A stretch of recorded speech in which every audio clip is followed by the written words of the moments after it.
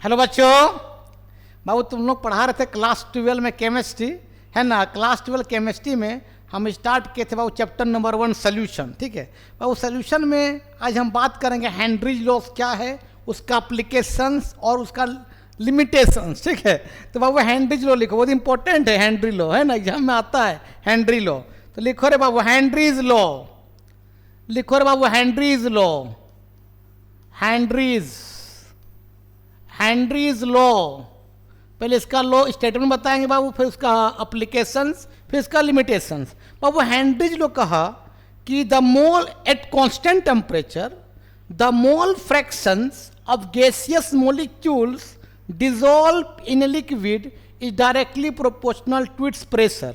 मतलब बाबू fractions of gas को जो अब लिक्विड में घोलोगे वो डिपेंड करेगा प्रेशर। जितना या तुम प्रेशर दोगे उतना फ्रैक्शंस ऑफ गैस क्या होगा, पानी में घुलेगा, है ना। बाबू मान लेते हैं, ध्यान देना, ये वाटर है, ध्यान दो रे बाबू, ये क्लोज कंटेनर है।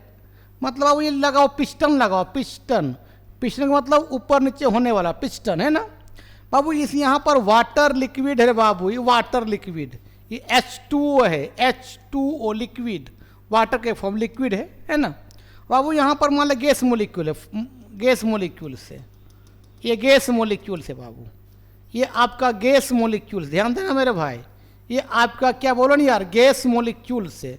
अब इस गैस मोलिक्यूल में पानी में डिसॉल्व करना है, तो कितना मात्रा में गैस मोलिक्यूल्स इस पानी में डिसॉल्व होगा डिपेंड करेगा मोल फ्रैक्शंस पर, सॉरी डिपेंड करेगा प्रेशर पर। इतना ज़्यादा तुम प्रेशर दोगे उतना फ्रैक्शंस ऑफ गैस क्या होगा, गैस पानी में घुलेगा। मतलब बाहर से देना पड़ेगा प्रेशर, मतलब पिस्टर्नल, बाहर से देंगे प्रेशर देंगे, माने इसको पिस्टन को धकेलेंगे नीचे की ओर, तो गैस मोलिक्यूल दबेगा। मतलब पानी में क्या होगा, मोलिक्यूल्स, गैस मोलिक्यूल क्या बताओ, वो डिसॉल्व होगा, क्या होगा, वो डिसॉल्व होगा। यही बताया था बाबू हेनरी लॉ कि एट कांस्टेंट टेम्परेचर, है ना, the mole fractions of gaseous molecules dissolve in a liquid, liquid मतलब पानी, is directly proportional to the क्या, अप्लाइड प्रेशर। जितना ज़्यादा तुम प्रेशर दोगे उतना फ्रैक्शंस ऑफ गैस मोलिक्यूल पानी में क्या होगा, डिसॉल्व होगा एट कांस्टेंट टेम्परेचर पर। इसको लिखो, अब स्टेटमेंट लिखते हैं, है ना। तो लिखो बाबू at constant temperature, at constant temperature, TEMP का मतलब टेम्परेचर, एट कांस्टेंट टेम्परेचर, है ना, the mole fractions of gaseous molecules, the mole, लिखो ना यार, the mole fractions of gaseous molecules, gaseous molecule dissolve in a liquid,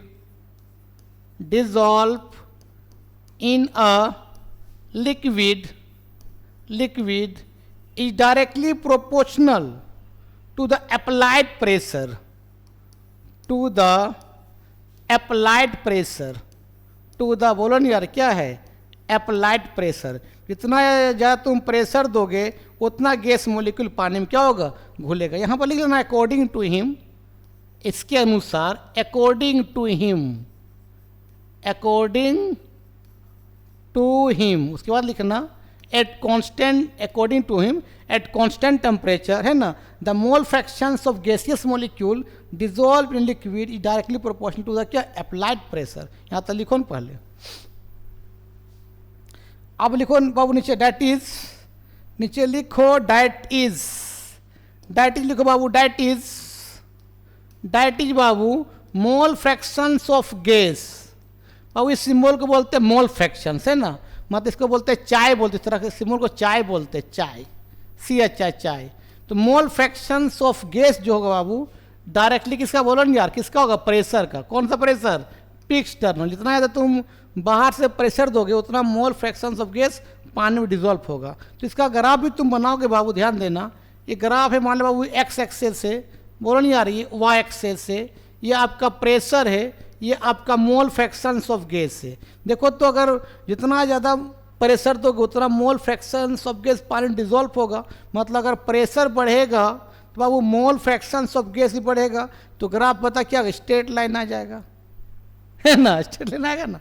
तो अब देखो बाबू, देखो यहाँ पर सॉल्व कर इसको, तो मोल फ्रैक्शंस ऑफ गैस डायरेक्टली बढ़ाएंगे, क्या दिए के मतलब डायरेक्टली कांस्टेंट, इनटू सिंपली क्या लिखेंगे, पी लिखेंगे, कोई दिक्कत। यहाँ लिख सकते हो कि ये क्या है, ये आपका मोल फ्रैक्शंस ऑफ गैस है, ये वेयर लिख लेना, वेयर क्या है, ये एक्स, ये मोल फ्रैक्शंस ऑफ गैस है। इसका मतलब क्या बता बाबू, mole fractions of gas, mole fraction बोलो नहीं यार, ऑफ क्या, गैस, कोई दिक्कत है ना। के क्या है बोलो यार, तो के आपका कांस्टेंट टर्म, के क्या है बोलो, के आपका कांस्टेंट टर्म है, और पी क्या है, अप्लाइड प्रेशर, जो बाहर से प्रेशर डाल रहे हैं, पी है बाबू अप्लाइड प्रेशर,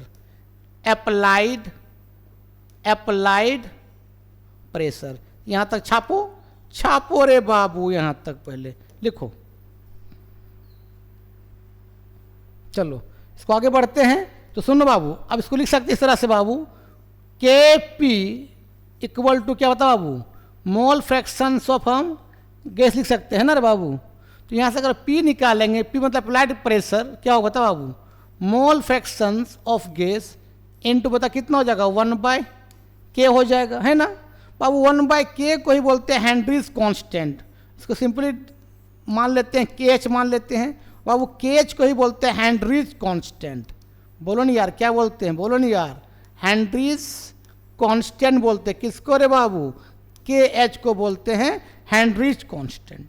1/K को KH मान लेते हैं ना बाबू। P का एक फार्मूला निकल गया, P इक्वल टू बोलो यार, mole fractions of gas into KH, ये इसका फार्मूला निकल गया, ठीक है। और याद रखना मेरे भाई, जितना ज़्यादा KH का वैल्यू होगा, जितना ज़्यादा हेनरीज कांस्टेंट होगा, है ना, उतना सोलिबिलिटी ऑफ गैस कम होगा, उतना बाबू सोलिबिलिटी, बोलो नहीं यार, उतना सोलिबिलिटी ऑफ गैस घटेगा, ठीक है। मतलब KH और सोलिबिलिटी ऑफ गैस क्या एक दूसरे का इन्वर्सली प्रोपोर्शनल है। मतलब तुम बोल सकते बाबू कि KH जो है इन्वर्सली किसका बता नहीं यार, सोलिबिलिटी ऑफ गैस का है, सोल्यूबिलिटी ऑफ किसका मेरे भाई, गैस का है। इसको पहले छापो,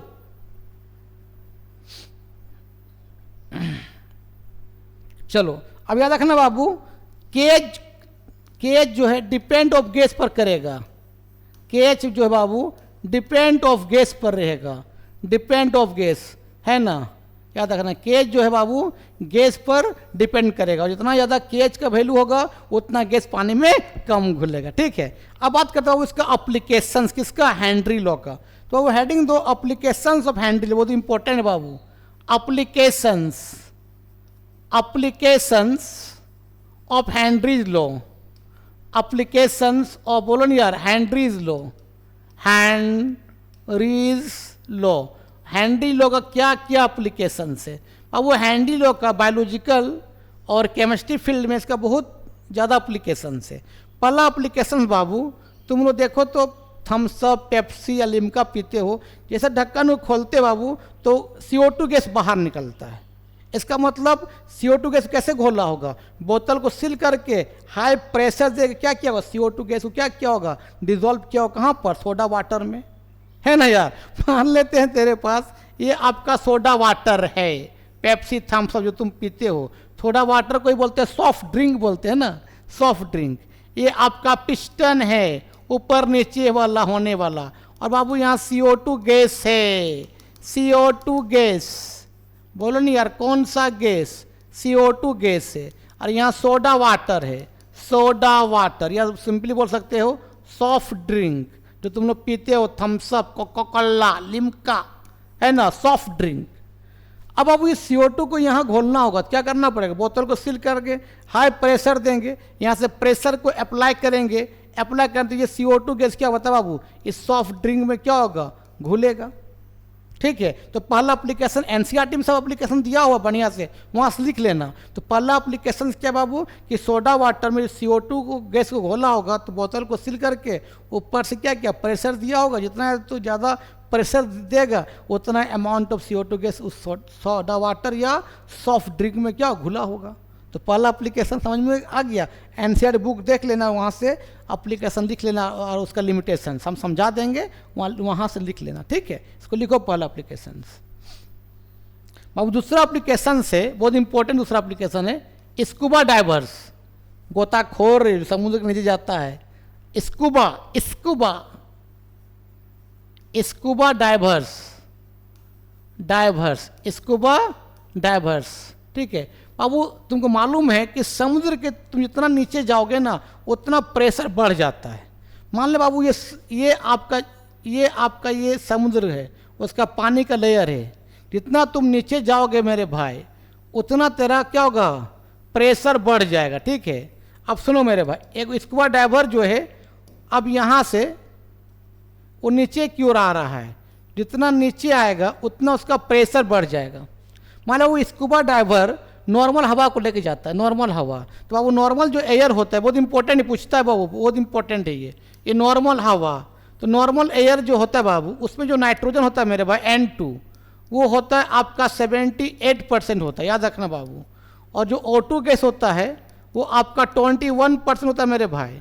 और CO2 गैस जो होता है रे बाबू वो आपका 0.03% होता है, ठीक है, नॉर्मल हवा में। अगर कोई स्कूबा डाइवर्स नॉर्मल हवा लेके समुद्र के जब नीचे जाएगा तो प्रेशर बढ़ जाएगा, ठीक है। तो प्रेशर बढ़ने से क्या होगा बाबू, उसके बॉडी में नाइट्रोजन गैस डिजोल्व, ऑक्सीजन तो गैस घुलता ही होगा, ठीक है, उससे कोई फर्क उसे पड़ेगा ही नहीं, है ना। क्या होगा बाबू, जब नीचे जाएगा तो प्रेशर बढ़ जाएगा। तो बाबू प्रेशर बहुत ज़्यादा बढ़ गया, जब प्रेशर बढ़ गया बाबू तो उसके बॉडी में N2 गैस, जो N2 नाइट्रोजन गैस है वो N2 गैस डिजोल्व हो गया उसके बॉडी में, है ना। ज़्यादा प्रेशर होने के कारण उसके बॉडी में नाइट्रोजन गैस डिजोल्व हो गया। कहाँ पर, समुद्र के अंदर। तो वहाँ नुकसान नहीं पहुँचाया। लेकिन जैसे ही स्कूबा डाइवर ऊपर आएगा तो प्रेशर कम होगा। तो प्रेशर कम हो गया तो जो नाइट्रोजन उसके बॉडी में घुला था वो बबल्स के थ्रू बाहर निकलेगा। तो बबल के थ्रू बाहर निकलेगा बाबू, उसका ब्लड वेसल से उसको क्या कर देगा, फाड़ देगा वो, है ना। अब ब्लड वेसल जब फट जाएगा बाबू तो नाक से ब्लडिंग आने लगेगा, है ना, मुंह से ब्लडिंग आने लगेगा, छाती मैंने क्या होगा, चेस्ट पेन करने लगेगा, हार्ट अटैक भी आ सकता है, वो इंसान का मौत भी हो सकता है। वो कौन ऐसा कर रहा है, नाइट्रोजन गैस। ऑक्सीजन गैस से कोई दिक्कत नहीं, वो तो सांस लेने में फ़ायदा ही होगा, लेकिन बाबू नाइट्रोजन गैस घुल जाएगा। लेकिन जैसे ऊपर आएगा जो नाइट्रोजन गैस घुला था बबल्स के थ्रू आपका ब्लड वेसल से बाहर निकलेगा। तो बाहर निकलेगा तो नाक से ब्लडिंग आएगा, मुंह से ब्लडिंग आएगा, आपका छाती पेन करने लगेगा, हार्ट अटैक भी आ सकता है। उसी बोलते बाबू बैंड्स बोलते बाबू, बैंड्स। क्या बोलते बाबू, बैंड्स का मतलब ये होता है जो पेन कर रहा है। पेन कब करेगा बाबू, जब N2 गैस जो है बबल के थ्रू बाहर निकलेगा, बबल्ड के थ्रू जब हमारे बॉडी से बाहर निकलेगा तो ब्लड वेसल्स को फाड़ देगा, और जो पेन करता है उससे हम लोग बोलते हैं बैंड्स बोलते हैं, ठीक है। तो ओवरऑल यहाँ भी सीखे मेरे भाई कि जब समुद्र के नीचे जा रहे हैं तो पानी के दबाव के कारण प्रेशर बढ़ गया, तो प्रेशर बढ़ गया तो आपका नाइट्रोजन भी घुल गया, ठीक है। इसीलिए वो स्कूबा डाइवर्स इस नॉर्मल एयर को लेके नहीं जाता है, जाएगा तो मर जाएगा ना यार, है ना। तो उन लोग जो है स्पेशल गैस लेके जाता है, स्पेशल। तो स्पेशल जो गैसियस मिक्सचर लेके जाता है बाबू, उन लोग याद रखना, ये पूछेगा स्पेशल जो गैसियस, जो बाबू गैसियस वो बंदा मिक्सचर लेके जाता है, स्पेशल गैसियस मिक्सचर्स लेके जो जाता है बाबू, उसमें जो नाइट्रोजन होता है मेरे भाई N2, उसका जो होता है परसेंटेज ये 56.2% हो जाता है। और नाइट्रोजन का परसेंट को घटा दिया तो नुकसान उतना नहीं करेगा ना। और बाबू ऑक्सीजन का परसेंट बढ़ा देता है, O2 हो जाता है बाबू आपका 32.1%, मैंने ऑक्सीजन के लेवल को बढ़ा दिया, ठीक है। और बाबू कुछ मात्रा में हीलियम ले जाता है, हीलियम। अब हीलियम जो होता है वो 11.7% लेके जाता है। और हीलियम तो क्या इनर्ट गैस है, इनर्ट गैस है, तुमको मालूम बाबू इनर्ट गैस है, इससे तो नुकसान नहीं होगा। लेकिन नाइट्रोजन का हम लोग क्या करें, परसेंटेज को कम कर दिया। तो स्कूबा डाइवर्स का नाइट्रोजन घुलेगा अभी तो कम मात्रा में घुलेगा, जब ऊपर आएगा तो उतना नुकसान पहुंचेगा नहीं। तो यही बाबू स्कूबा डाइवर ये स्पेशल गैस को लेके जाएगा। अगर ये लेके जाएगा ना तो उसका मर ही जाएगा बेटा वो, है ना। तो दूसरा एप्लीकेशन स्कूबा डाइवर्स, इसको लिख लेना, एनसीईआरटी में बहुत अच्छे तरीके से लिखा है, वहाँ से कॉपी कर लेना, ठीक है, हम यहाँ समझा दे रहे हैं, ठीक है, लिख लो। चलो तीसरा application Babu, at high altitude. बोलो नहीं यार, इसका तीसरा जो एप्लीकेशन से at high altitude, at high altitude, altitude, at high altitude मतलब बाबू तुम जैसे तुम अर्थ से, जमीन से मतलब पृथ्वी से ऊपर जाओगे तो उतना ऑक्सीजन लेवल घटते जाता है, मतलब प्रेशर कम होते जाएगा। मान लो बाबू ये अर्थ सरफेस है, ये अर्थ सरफेस है रे बाबू, वाह, ये अर्थ का सरफेस है, और यहाँ से हम ऊपर जाएंगे, ऊपर आसमान की ओर, है ना, ऊपर जाएंगे। ये ऊपर जितना जाओगे बाबू तो ऑक्सीजन का लेवल घट जाता है, मतलब प्रेशर कम हो जाता है। जितना तुम ऊपर जाओगे बाबू तो ऑक्सीजन का लेवल जो है मेरे भाई, ऑक्सीजन लेवल जो है बाबू डिक्रीज कर जाता है, डिक्रीज कर जाता है बाबू। ऑक्सीजन लेवल घटना ही बोलते हैं बाबू एनॉक्सिया। क्या बोलते हैं बाबू? एनॉक्सिया। एनॉक्सिया का मतलब होता है लैक ऑफ ऑक्सीजन, ऑक्सीजन कमी हो जाना। बोलो नहीं यार, लैक ऑफ ऑक्सीजन मेरे भाई, ऑक्सीजन क्या हो गया? कमी हो गया, ऊपर चला गया तो, ठीक है। अब सुनो बाबू, जब कोई हमारे भारतीय सेना जब हिमालय पहाड़ को चढ़ता है तो बहुत ऊंचा है ना यार, तो उतना ऊंचा में अगर सिलेंडर लेके नहीं जाएगा ऑक्सीजन का तो बाबू हवा का दबाव कम हो गया, मतलब ऑक्सीजन लेवल कम हो गया तो सांस ठीक से ले नहीं पाएगा ना, तो ऑक्सीजन कमी हो जाएगा तो उसका सेल बॉडी का मरने लगेगा, नाक से ब्लडिंग आने लगेगा, मुंह से ब्लडिंग आने लगेगा, मर भी सकता है यार, है ना। इसीलिए हमारे भारतीय सेना जब हिमालय पहाड़ को चढ़ता है तो ऑक्सीजन गैस लेकर जाता है सिलेंडर, ताकि उसको नुकसान ना हो, ठीक है। तो इसी को बोलते हैं, इसका तीसरा एप्लीकेशन किसका था? हेनरी लॉ का। पहला था वही थोड़ा वाटर वाला, दूसरा स्कूबा डाइवर्स, और तीसरा एट हाई एल्टीट्यूड, ठीक है। इसको लिखो। चलो इसका लिखो बाबू लिमिटेशन कुछ लिख लो, किसका? हेनरी लॉ का। तो इसका लिखो limitations of Henry's law. Limitations लिखो ने बाबू, अरे बबुआ लिखो रे, लिमिटेशंस ऑफ क्या बाबू? Henry's law.